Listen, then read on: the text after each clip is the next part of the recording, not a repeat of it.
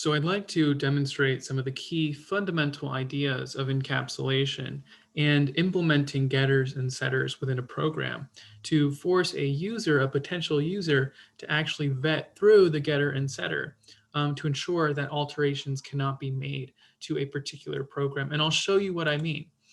So I have a basic program here. I'll take care of this just so we can start from scratch.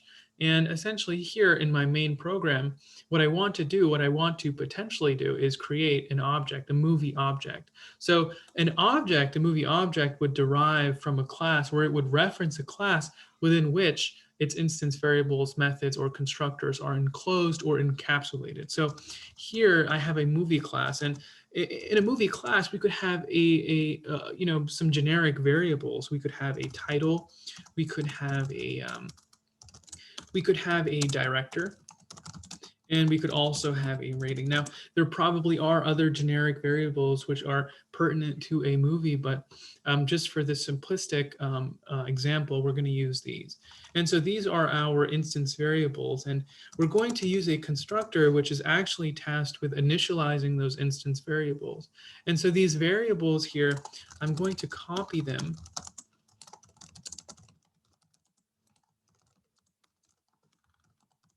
And essentially what that's going to do is it's going to create new variables, title, director, and rating, which are actually different from the variables you find on the class level. So these within the constructor are on the local level. These are local variables.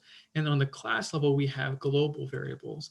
And so actually what I want to do is, if I were to enter a movie, I want to ensure that I'm referring to the movie that I find on, or if I want to enter a title, I want to ensure that the title actually matches the title on the global level. And so here in this case, what I'm going to do is I'm going to say that this dot title, the title that I'm referring to on the local level, is equal to the title that I've actually referred to before. And I do this for each and every um, variable here.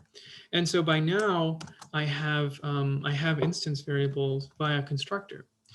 But what I want to do here, and let me just show you a brief example of just interacting with this with a potential object. So I can create an object here. I can call it movie1 equals a new movie. And so I utilize that constructor. It's no longer a default constructor. And I can sort of pass these parameters in, which I've specified in the constructor. So I can actually pass in a title and a director and a rating. So I can pass the title. I can say Gone with the Wind, right? And I can pass a director as well. Let's say James Gosling, although that's probably not true, but I could pass a rating as well, like PG-13. And so by now I have these initialized instance variables which are unique to movie one. And so I've created this object. Actually, what I can do is I can actually reference any of these instance variables, and I can say movie one, and I can say rating, which is actually going to print out the rating of movie one. And it says PG-13. And I could essentially do this with absolutely any instance variable which I've initialized in the class. I could do this with the title or the director for that matter. So essentially what I really want to reinforce here is that I can do additional things. The user, if he wanted to, or if he or she wanted to, they could actually reference the object, and they could reference the instance variable, and they could actually set it to something completely different. Like if there was a rating G, then they could set it to the rating G. And actually, when I print this out now, knowing that Java is sequential, it actually prints out movie one ratings to be G instead of PG-13, which we actually specified. So it overrides what we had before. Now, this is absolutely fine, but the problem here is that we could actually just set this to dog. And dog is not within the scope of what are considered as ratings. And so this becomes a problem. And this is actually why we have getters and setters. So essentially, we want to control the way that the user is setting the rating. And so the way we do that is we create a void setter here. So it's going to be set rating, which is the name of the variable, and then we have set as convention. It's not going to return anything.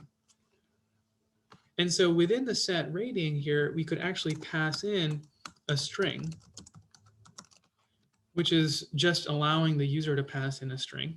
And we know that this string that they pass in is actually going to be the same string which would be considered as the rating on the global level. So this dot rating is equal to the rating on the global level.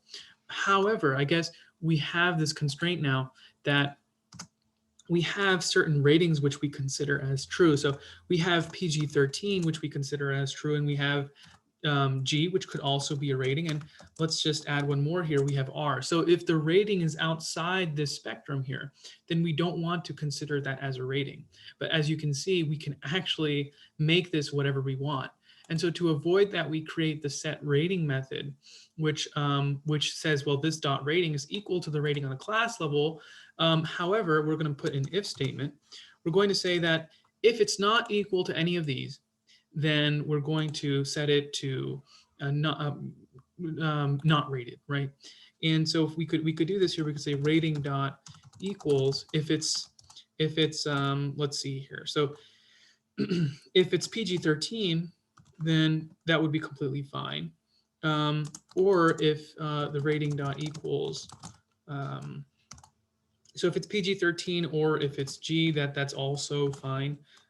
Or let's say if it's let's see, if it's rated R, I guess that could be fine as well. And so at this point here, we could say, well, if it's one of these, then this dot rating is equal to the rating on the class level, and just give back whatever the rating would be. And so so this stands true, but otherwise, if it's not any of these, we are going to essentially set this dot rating equal to an R. And so this essentially takes care of that particular discrepancy should it arise. And so here, now instead of setting the rating that way, we can do set rating, which would actually it would call the set rating method, and we could pass in a rating here. We could say G. Now, it would print G. It would print G, and it would print G because G is one of those ratings which we actually want, which we've specified, which are okay.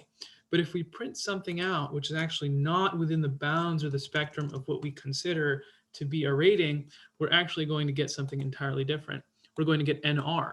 And NR, recall, is actually what we specified. So we're taking into account these cases here, and these cases allow us to sort of make these constraints and ensure that the user goes through our method and only has that which we allow.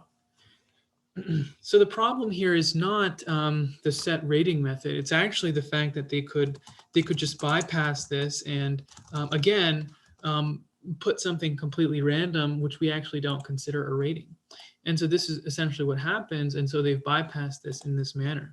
So we had a set rating method, and that still didn't solve the problem. It solved one problem, which is we could impose constraints, but it didn't solve the problem that there's still some way to access the rating method outside the program, outside the class. And so essentially, in order to bypass this, we set our variables to private. And what happens now is we can no longer access rating because it's no longer visible. Actually, that's something which comes up. It says change visibility. It's actually no longer visible. And so we can't set it randomly to anything anymore because just the access modifier here is private now. And so essentially we want to do this with all our variables. In fact, the getter and setter process should be done with all our variables. So now that we can't just simply equate it to something, we are forced to access the set rating method. And the set rating method will allow us to set it to a particular set of ratings, which are sort of in the scope of what we've defined. And here, as you can see, we're getting another error. This should probably work. But remember, we're printing out the movie 1 and the rating that's attached to it, but rating is no longer visible, which makes it apparent that we can't grab the rating in this particular manner. So we have to get the rating, which opens up the key concept here, which is the getter. And so we create a get rating, and we're actually going to be returning the rating. And so since we're returning the rating, we're actually not going to make the method void. Recall that a void method is actually a method which doesn't return something. And so this does return something. And so when we return something, we want to affirm what we're going to return, which is in this case a string. Now I'm still getting an error here because it must return type string. So we're just going to return the rating. And so at this point here, again, I can't use rating, so I have to use the get rating method, which will return the rating. And so now we have a movie1.set rating, which sets the rating, and then we have a get method, which actually gets the rating. And so what we're doing in this particular case is we're closing off all access to the particular ability to change what these variables could be, what these instance variables could be. And so I think that sums it up here. Essentially, this whole process is sort of repeated for each and every variable. So in this case, we would want to make the title private. We would want to make the director private, and we can no longer reference these in our main method. We can't say movie1.title anymore, or actually, we can't print out any of these instance variables because they're not given access. And so we would have to have a set and get method for each of these variables, sort of in this vertical manner here. And for each and every one, hopefully you would do it a little more neater than I have, but essentially we have that set and get method for each and every variable. And that is how we hide our data and incorporate the philosophy behind the principle of least privilege.